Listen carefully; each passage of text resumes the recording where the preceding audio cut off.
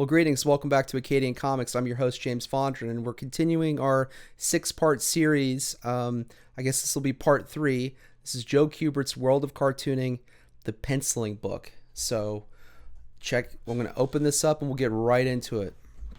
So we have our table of contents, your tools, lesson 1, lesson 2. There's 5 lessons in each of these books. And we're going to get right into it. Talks about if you're working conventionally, the needed eraser. I have some of these things, but I work digitally. Use pencil only for these drawings. Relax, don't press hard on your pencil. I gotta work on that. Pencil and paper. He's showing you different things about that. Different different ply, I guess, and tooth of the paper. Different kinds of paper. So for a lot of the digital artists, this is not going to necessarily apply, but there are people who still work conventionally. So you're kind of seeing, okay, he's got a square here, a T-square.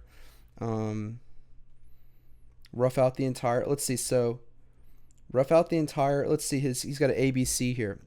Rough out the entire sequence on the 10 by 15 inch area and insert practice paper before working on details. I guess that's what this is. So here's his roughs, and then look, he's doing his contour lines, and he's adding more detail into this. And then he says, continue to use your eraser to make minor corrections and add details as you continue to pencil. Drawing is a building process. Absolutely. Erase all extraneous lines. Complete your linear drawing without shading. Yep, absolutely. It's just great to see. It helps you kind of self-validate and oh, I am on the right track. I am doing this the right way. And look, he's got everything with his light source and shading. It's beautiful stuff, Beautiful stuff.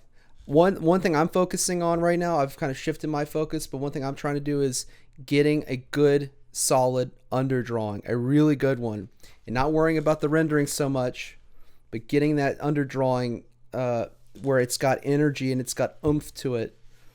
Mood. A cemetery at night may be a place of mystery and fear, especially if the grave robbers are doing their nefarious deeds. Yep. Look how he uses the egg, and he shows you the lighting of the egg, and then we're getting to the human face and showing you where the light source is coming from. So the light's here. It's on the left side of the face. The light's coming from below. The light's coming from above. So cool. So cool. And I guess this is if the light's emanating from the actual place. A light source behind. This is behind the egg. So it's behind the head. So he's showing you the correlations here. He's simplifying the forms, and that's just beautiful. Absolutely beautiful quality stuff. Everybody should be learning how to do this if you don't know how to do it. If you want to draw, And see, I was the Gnomon Workshop has a video of by Stephen Platt, and people may know Stephen Platt from Marvel Moon Knight and some Image books, but I think Prophet, and I know him from Soul Saga. I have some Stephen Platt stuff, and then I have Soul Saga issues 1 through 5, and the way he was doing it was he was doing these small thumbnail sketches, almost smaller than this, and then he was doing his roughs, and then he was putting his shading in, but he did it with he was doing it with a pen, a actual ink pen, or a roller ball gel pen. And then what Stephen Platt does, he takes that, light boxes it, he blows it up, and then he draws on top of that and does more finished pencils. So you can see the relationships, you can see building the composition, and this is so cool. This is what you need to see if you need to learn it. Look at this stuff, and I mean, this is what I need to be looking at, because I am learning how to be a better comic book artist. This is just great stuff. Some penciling techniques, right?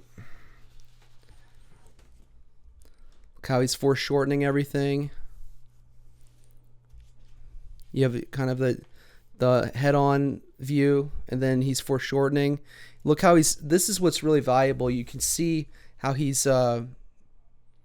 showing you the shapes here. Let me Look, he's showing you, this is a small cylinder up here. This is a bigger cylinder here, showing you the shapes and contour lines. It's important to get this in your base drawing here.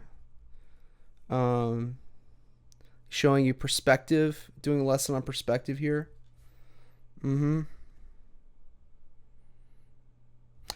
Let's talk about the horizon line. It says, do not use a ruler to start. Exercise your eye to recognize correct perspective. You can then straighten lines when necessary with a ruler. And you know what? What Clayton teaches at the How to Draw Comics Academy is we start drawing a scene and then we do the perspective check after that. We don't grid it out first and then try to draw on top of the grid. Some people do that, and it doesn't work for me either because it kind of, I feel like it saps my creativity when I do that. So I like the Clayton method and I like the Joe Kubert method. So it's like achieving a correct perspective in a drawing is a matter of developing a good hand-to-eye coordination. For me, it's not limited to using a ruler and drawing lines with a vanishing point. See, exactly. I'm with Joe Kubert on this one. When creating a scene of uneven ground in which people occupy an area, a good device is to lay down a checkered grid. Yeah. Make squares larger in the foreground and smaller as they recede. Use the squares as a guide to determine the correct relative sizes and perspective on the figures. You can also build mountains and depressions on the same grid. Yeah, see how he did that? It's cool. It's got depth to it. Really cool. So I haven't done any perspective practice in a while, but I need to get on it, but it will come when I have an establishing shot. I'm gonna have to do it again. I think we saw this in a previous iteration, this schematic sketch plan of a room, so then you know how it's going to be. And when you put it in like a 1 point, if you do like a 1 point perspective or whatever you're going to do, he's got the layouts here for this elevation sketch plan here. He's got, okay, start a reference file. Yep, everyone's doing that digitally. Use of reference. Oh, I skipped a page. Here we go. We're on to lesson 3, so he's got an assignment. Jungle hero type scene, city hero type scene. Use references. Okay.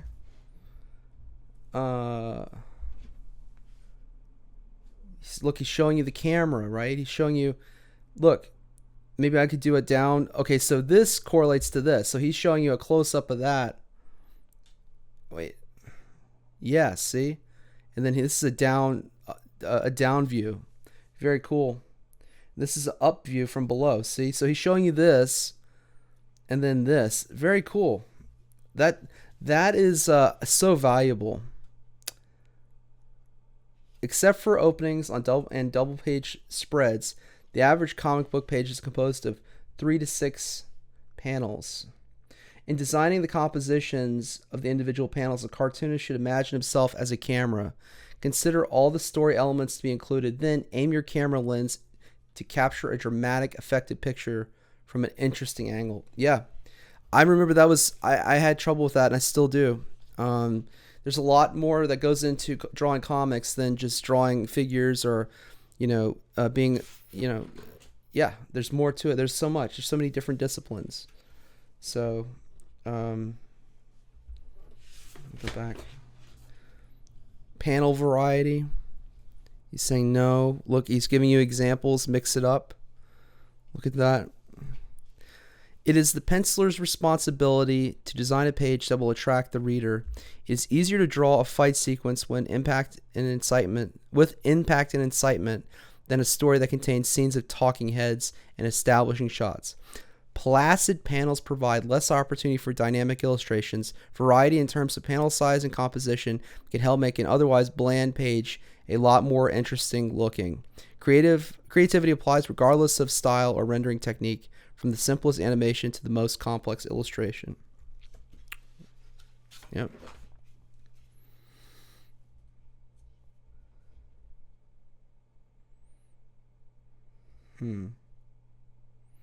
Layout 1. The pacing on oh, this is great. So he's giving you feedback on panels.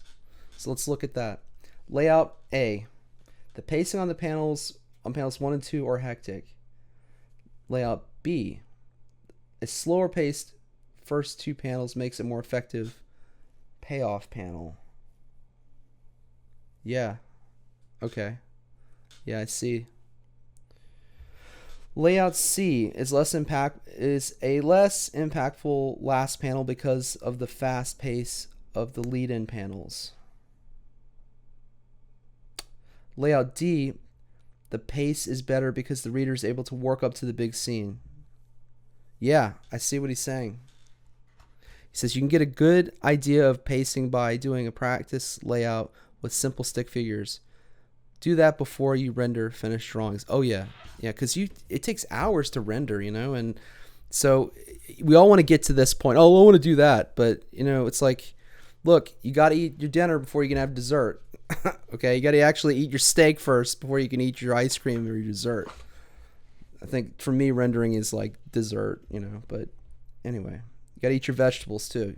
You got to have a healthy routine, healthy diet of doing your under drawings, your initial figure drawings, get that right, get your initial layouts. He said even use stick figures if you have to.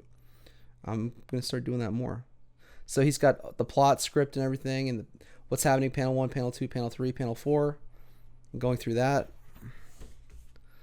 Then he's got a homework assignment, establishing shot of a planetoid in the vastness of a galaxy. He's got that going on. Uh-oh. I thought my recording stopped. We will continue. Yeah. He says, okay, now pay attention. This script is similar to a professional script that a professional cartoonist would illustrate for a comic book page. Decide which panel on the page should be the most impactful. Emphasize by making it larger. The first panel is an establishing shot, usually a long shot, which lets the reader know where the action is taking place. This makes me want to draw something right now and just rough it out, It really does. This gets me pumped up. Animation.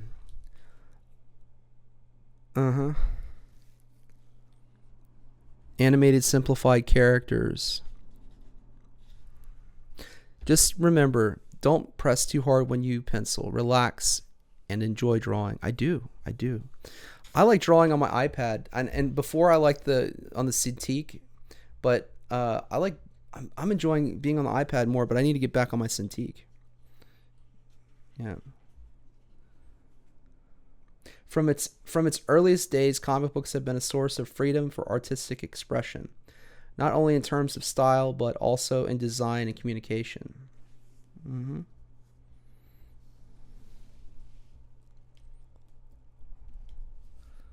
All right, we're getting towards the end here.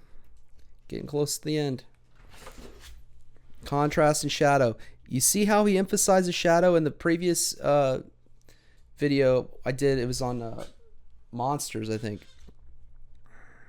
Let me check. Yeah, no, it was horror. It was a horror book. It was a horror how-to book, and there was the emphasis on shadow. But let's just read some of these captions here. So when you start to pencil, don't labor over the rendering of blacks and shadows. A distinct outline and simple suggested shadows are sufficient. Too much graphite from heavy pencil rendering may cause problems in the inking stages. Well, here's the thing, like, I work digitally, and so I just did this Doom piece, and you can check out the time-lapse video on that, and I didn't even ink that. It was just, I took my pencil and was really hard with it, and I'm never doing that again, because what happened was because I actually went straight into rendering once I got to my third. Once I started here, got to here, and then got into here, and then when I got to the third stage, I started really pressing hard, and I liked how it looked, so I went with it. But what I should have done was I should have kept it light and a little bit lighter, and like he's got it here. This isn't completely blacked out, so keep it light like this. Shade it in, and then once you got what you want, you can do the inking. But you see the very bottom here how he's got his rough. Begin initial sketch with your 3H lead. Rough out the entire drawing before including details. Build your drawing in total. Plan your shadows. Use the side of your lead lightly to designate black and shadow areas. And then lastly, he says, with a kneaded eraser, lightly remove any excess graphite by stamping, not rubbing. Yeah, I have that. I have some Bristol board and all that, and I could work with that. But again, I'm a digital artist, so it's not really an issue. I'm not going to smudge with the bottom of my hand or my palm on the paper. It's just not a factor for me at all. Power lines. I like this. He says, I start my drawing with a loose blob, devoid of detail. Within that form, I want to project a feeling of dynamic power, of dynamic movement and power. I concentrate on the sense of thrust I want reflected in the figure's head, torso, arms, and legs. I don't depend on one line to accomplish this. And by sketching many variations of the same line, I can more easily select the line that works for me. Yeah, that kind of gives you that energy, right? And look how it's like, get a picture in your mind before you start to draw. Don't be afraid to make mistakes. You learn the most from correcting mistakes. Yeah, like I try to exercise like active drawing. Like there's some people will say, oh, I don't know what it's going to be, but I don't think that's true. Like some artists will say, I just start drawing and I don't know what it's going to be. I don't entirely agree with that. They have an idea. They know what it's going to be. They just don't know what it's going to look like in the end. But they have ideas that maybe they're not going to verbalize, but they are in their conscious or subconscious mind, and it's going to come out in their pencils, right? So this is really cool. You got your roughs, and then he's starting to fill it in a little bit more, and then he's adding some detail and tightening up. So it's a 4-stage process. If you can do this, I mean, I feel like if I can execute on this, I'll be making comics in no time. And this is so valuable. This little corner here at the very back of this book on penciling is incredibly valuable. Let me read here. He says, look here. This is how I pencil my stories. First, I get my reference. Using them, I rough out my compositions and start detailing the foreground. Then I develop the middle ground and background. See, he's got the rough. Here's the main character, Tarzan or whatever, in the foreground. Then he's building out the middle ground, and then the background, where the ape is behind him, chasing him. In this way, I build my drawing with various levels of depth as I would like to see them. More detail in the foreground and less details as the depth proceeds. Try it. It works for me. Yeah, absolutely. It looks great. It looks great. It's like it gives you a sense of camera focus, and just focus in general. Beautiful stuff. This is gold. This is alchemy, comic alchemy gold. What these books are. So here's another assignment. Different scripts. He's got your panel 1, panel 2, panel 3. All right. And the courses, and again, there's the whole Kubert school that exists in New Jersey to this day. And then you have tools, maintenance on your tools if you work conventionally. And that concludes our third video of Joe Kubert's World of Cartooning, and that's the penciling book. I hope you enjoyed this video. If you did, please hit the like button and subscribe to the channel, and I'll catch you right here next time at Acadian Comics.